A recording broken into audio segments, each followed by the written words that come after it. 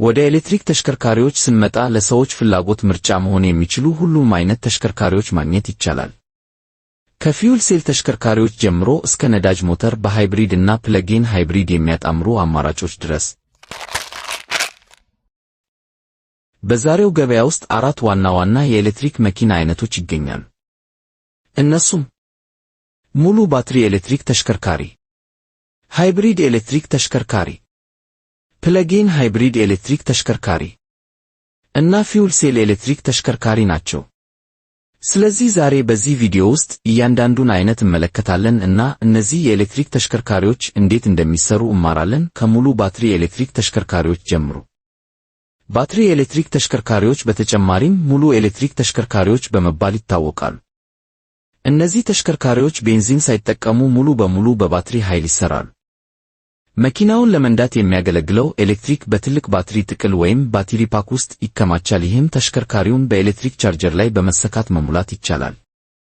በተጨማሪም አሽከርካሪዎች በቤት ውስጥ ደረጃ 1 ወይም ደረጃ 2 ኢቪ ቻርጀሮችን በመጠቀም መሙላት ይችላሉ ወይም በንግድ ቻርጅ ጣቢያዎች የበለጠ ኃይል ያላቸውን ቻርጀሮች ደረጃ 3 መጠቀም ይችላሉ።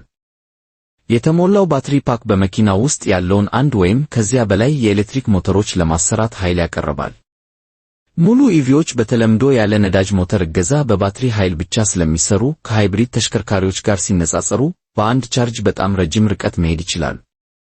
የባትሪ ኤሌክትሪክ ተሽከርካሪዎች ዋና ክፍሎች የኤሌክትሪክ ሞተር፣ ኢንቨርተር፣ ባትሪ ፓክ እና መቆጣጠሪያ ሞጁል ናቸው። የሙሉ ባትሪ ኤሌክትሪክ ተሽከርካሪ አሰራር በጣም ቀላል ነው። ለኤሌክትሪክ ሞተር የሚያስፈልገው ኃይል ከዲሲ ባትሪ ወደ ኤሲ ወይም ኦልተርኔት ከረንት ይቀየራል።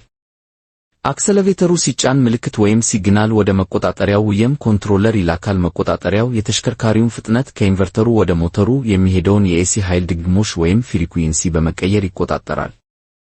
ሞተሩ ከዚያ በፋይናንስ ድራይቭ በኩል ወደ ቸርኬና ጎማ ይደርሳል። ፍሬን ስንይዝ ወይም የኤሌክትሪክ መኪናችን ፍጥነቱን ሲቀንስ ሞተሩ እንደ ኦልተርኔተር ሆኖ ኃይል ያመነጫል። ይህም የመነጨው ኃይል ወደ ባትሪው ይመለሳል ወይም ባትሪን ይሞላል።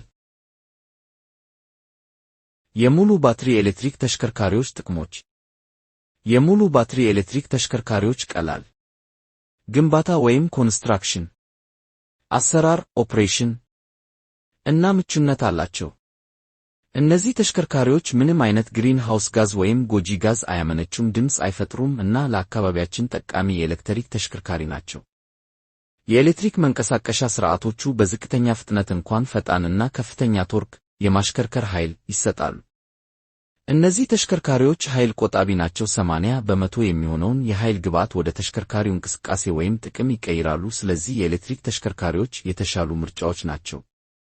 በንጽጽር በነዳጅ የሚንቀሳቀሱ ተሽከርካሪዎች ወደ 20% የሚሆነውን ኃይል ብቻ ጥቅም ላይ ያውላሉ።